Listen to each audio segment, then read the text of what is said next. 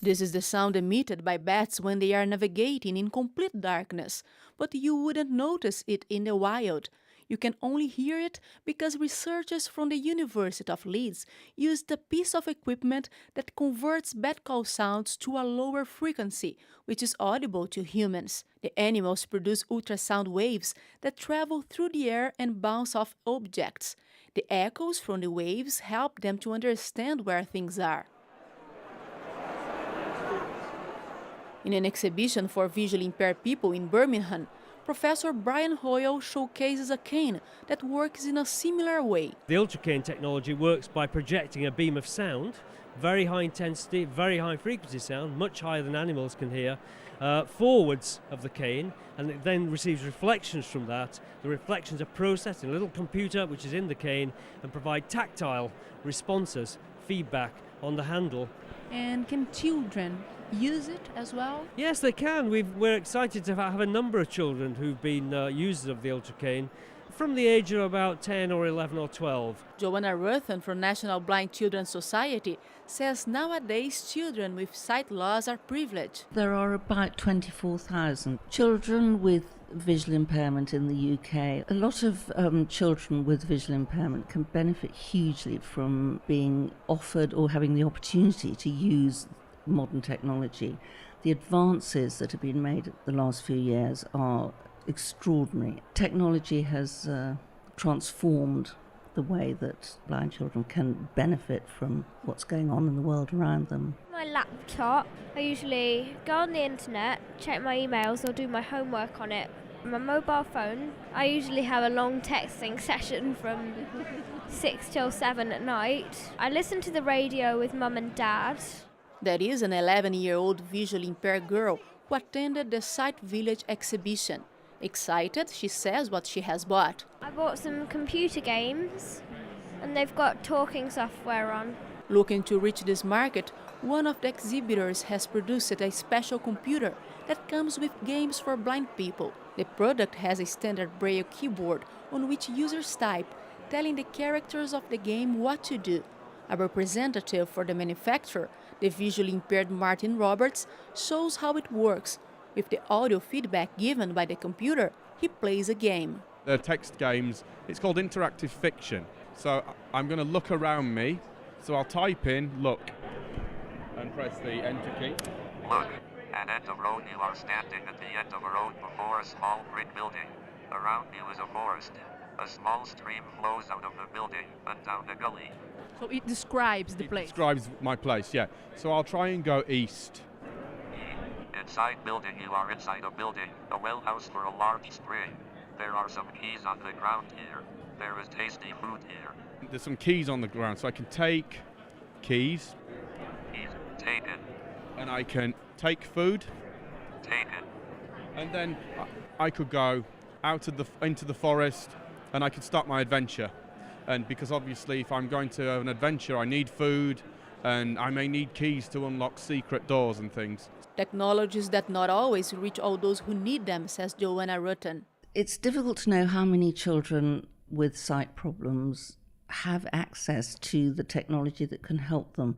Very often families, especially if they recently come to live in this country, they may not have English as their first language. They may be intimidated by what they see as bureaucracy and the school system, and they may simply not be brave enough to register or know that there is all this help. When people do make themselves known and they do come forward for this help, there is a lot available. The National Blind Children's Society, or NBCS, amongst other services, helps families to identify the most suitable equipment for their children through free IT assessments and workshops where they can try out new products. Lucy Winton is a NBCS expert on technology. With a tablet PC on her hands, she explains that even a blind child would be able to use it. This is the iPad or the iPad 2, and what we've done is we've actually gone into the accessibilities and we've put in voiceover. So you put your fingers over the buttons or the icons and it will tell you what that icon is or what it's related to, and then you would double tap to get into the program or the app. But you can hear the voice. So for example, if someone wants to check the email, it is possible. Yeah, we would go to the home screen. Okay, button. We've got sort of the icons now on the screen, which would be things like the diary and the contact. But where we would normally look at them and then double tap them or just tap once on them, we can actually now hear them. Calendar. Double tap contacts. Notes. Videos. Game center. 3 new settings. Mail. 2 new items. So there we go, that's the mail. So we're going to double tap. Okay, button. Okay, so we're actually in the mail now. It will give you a synopsis of what the email is about. Computing. MDN. A single version of the truth. 1431. So that's giving me an overview, sort of what the email, the starting few sentences of the actual email. And this is how most people that have a severe vision impairment would actually navigate around one of these machines. That's how Artur Ortega uses his touchscreen mobile phone.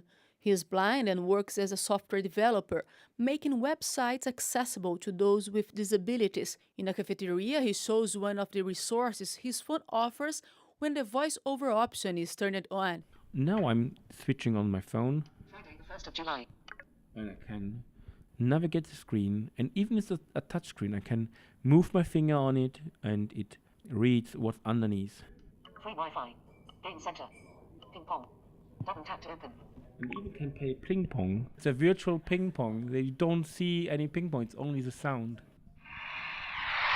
Ping pong. You are just moving your mobile as if you were playing ping pong.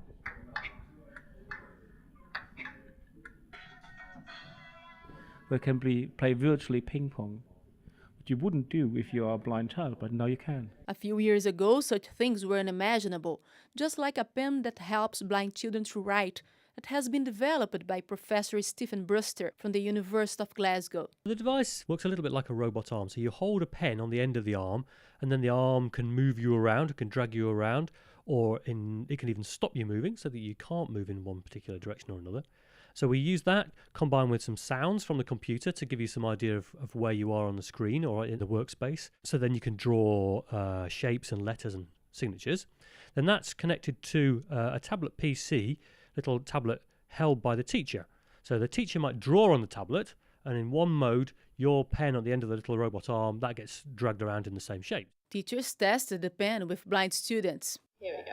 Going up around and stopping at the bottom.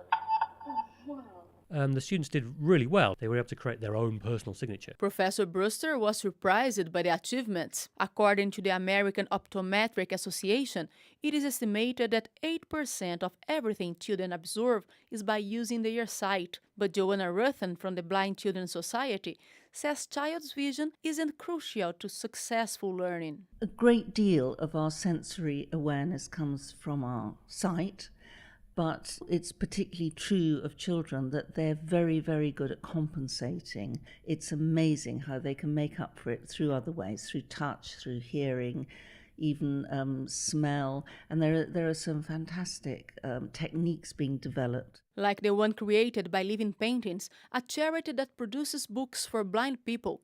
Liz Davis explains. We do picture books, and we add braille and Feely picture characters and an audio guide so the children can enjoy listening to descriptions of the illustrations on the page and also feel the Feely pictures of the characters in the story. Hello, my name's Ethan, and together we're going to read a book. Move your hand over to the top right side of the picture. We're going to feel Max's bed. There's something very strange about it. Trace up the tall bedposts on either side. I've been exploring them for maybe about 7 years because I found that when I was going blind, to help me. Leon is 16 years old and uses the Living Paintings library. I found that the tactile pictures were quite useful because they have quite small details on them, so it was getting used to feel small things. I think it gave me sort of an image of life in a different way, in the way that I was able to experience. I was able to see things which maybe I wouldn't see before. The library has 8,000 members who receive books via the post completely free. It is a service that, as many others, depends exclusively on voluntary donations. Joanna Ruthan from the Blind Children's Society. Some charities in the UK receive statutory funding. Not all do. National Blind Children's Society does not have any outside funding other than from donations, legacies, fundraising, gifts and so on, because it's very important that we keep our independence. The cost of support for children with a particular disability is as long as a piece of string. We are at the moment supporting about 3,500 families out of a total of 24,000. It sounds very little, but there's a huge cost that goes into each program of support. So it's a very expensive but very worthwhile operation. It's wonderful to see children enjoy and you can see them smile. If you give one child an opportunity that they couldn't do, then that's a benefit. If you give 2, 10, 20, then it's wonderful. Absolutely, it's worth the effort. That is Pauline Elliott from Action for Blind People, a charity that provides support to those with sight loss. Amongst the services, there are events and sporting activities for visually impaired children. Everybody, can we all start paddling forwards for me? It's a rainy morning and I am inside a boat with 8 children on board. In an outdoor education center in West London, I am participating in one of these activities. Guided by an instructor, the kids paddle along the Thames River. Just like any other sighted child, they are learning basic water skills. Samantha Hopkins from Action says only a few alterations are needed. It's just making simple adaptations, so you're very vocal with them. It's all about telling them things and not necessarily relying on them being able to see it. You just have to adapt. For the children, it was a great experience. I learnt how to ride the dragon boat. Is it difficult? No, not that difficult, no. I paddled and I quite like it. I've forgotten how to use a paddle because I hadn't done it for a long time. So I sort of relearnt that. Children with visual impairment in the UK are very lucky to have so much available to them. Joanna Ruthan from the Blind Children's Society again. Not just in the way they are taught, but there's also the other types of support, like emotional support, social development, that is available if you know where to look for it. There's no doubt at all that with the right support, they can achieve wonders. The pianist Derek Pervatini is an example of success. Blind, autistic, and with severe learning difficulties, he has an extraordinary musical mind. I traveled to Kent to meet him.